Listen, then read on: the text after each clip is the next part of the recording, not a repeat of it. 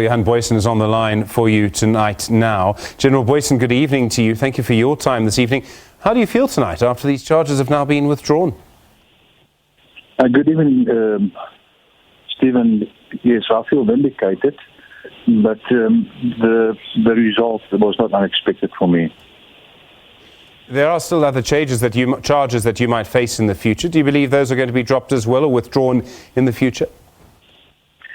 Stephen, maybe I should just remind you, initially the charges that Riba authorized against myself emanated from the other charge, the so-called murder charge in Howick.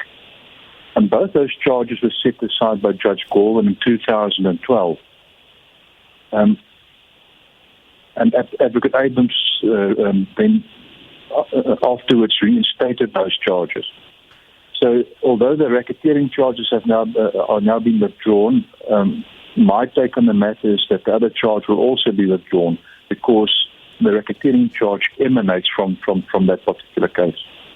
You referred to the former acting head of the NPA, Advocate Nomvula there. She's the person who ultimately oversaw the decision to charge you. Also, at the time, the then head of the NPA in KwaZulu-Natal, Advocate Mokonyane. How do you feel about them tonight? Now that these charges against you are going to be removed, how do you feel about the people who are actually instrumental in putting these charges, instituting these charges, and in some cases reinstituting these charges against you? Still, without doing any grandstanding, I believe that obviously Advocate Juba has been removed from the National Prosecuting Authority, but I definitely believe that Advocate Mokonyane as well as Advocate Selo Mahema, who are both involved with authorization or the application to have our prosecution authorized by Shaun Abrahams. I think they need to be held accountable for what they've done. When you say held accountable, Advocate Nkandla still holds a senior position in the NPA, as I understand it. Do you think that she should be removed from that position? I've no doubt in my mind that she should be investigated. As a matter of fact, I've laid criminal charges against her. When she recommended my prosecution to Mr. Shaun Abrahams, between her and Advocate Selo Mahema, they lied in the prosecution memorandum as well as in the PowerPoint presentation to coerce him in prosecuting me. And for that, I've opened criminal charges against her. So I'm expecting a result on that.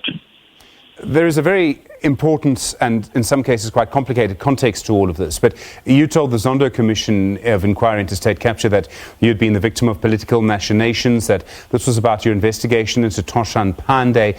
Who do you believe was protecting Pandey? How is it that, in your view, Toshan Pandey was able to have all of this happen to you? Stephen, I think we've got a crossed line here. I can hardly hear what you're saying. My question was, who do you believe was protecting Toshan Pandey? You have made the claim that people were protecting him, that this was about your investigation into him and that you were being stopped from investigating him. In other words, the charges were being brought against you to protect Toshan Pandey. Who do you believe was protecting Toshan Pandey? Well, it's evident he was protecting Toshan Pandey. I testified at the Zondo State Capture Commission of Inquiry how Edward Zuma came to my office and wanted me to release 15 million rand, which I had frozen. And then subsequent to the arrest of Colonel Naveen and Toshan Pandey for the attempt to bribe me with 2 million rand in a phone call which was intercepted, which I testified about at the Zondo inquiry. Pandey phoned the nephew of the erstwhile state president, Mr. Jacob Zuma, in which he lamented the fact that I had arrested them. And during that telephone call, Debo Mzobe indicated that my wings will be clipped. And it's not only that investigation. I oversaw and supervised other investigations as well. For instance, the KZN leg of the Amigos case. Their charges were withdrawn against Mike Mabekule and Peggy Nkandla, both from the legislature. And then I also assisted with the KZN leg of the investigation into the looting of the Secret Services account by Richard Mudhal. All of those cases that presumably were paused in some way, do you think it's still possible to prosecute those cases after everything that's happened now, after all of this time has passed? Absolutely. The evidence is there for all to see. it's still intact, and in my view, there's no reason why those prosecutions cannot proceed. In the commission, you also explained how Colonel Naveen Mudhal, who moved against you, is still in the police service. In fact, I think the Deputy Chief Justice, Raymond Zondo, had something to say about that. What do you believe he's doing while he's still in the police uniform? Do you believe that he's working in a corrupt manner while wearing a police uniform now? Well, I have information at my disposal that he's indeed doing just that. What concerns me is the fact that he's still in his position. And if my information is correct, and I don't have any reason to doubt my information, absolutely nothing has been done since I testified at the Zondo State Capture Commission of Inquiry. The police management at KwaZulu-Natal should explain. I mean, it was evidently clear what my evidence was, and the judge even inquired about it. So I'm actually quite surprised that he's still in that position. It's several months down the line. It seems bizarre after what you've said and after what the Deputy Chief Justice said that the person is still there. Do you think he's being protected?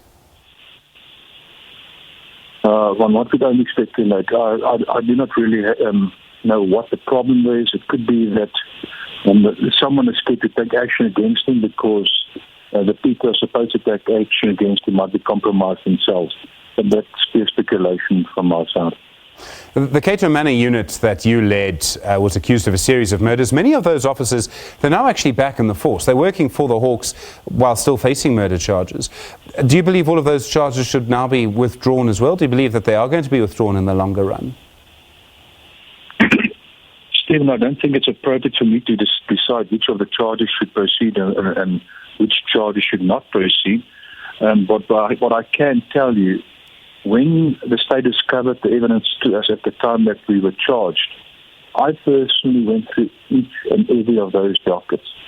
And in the majority of those dockets, there's no evidence, in my view, that could lead to successful prosecution.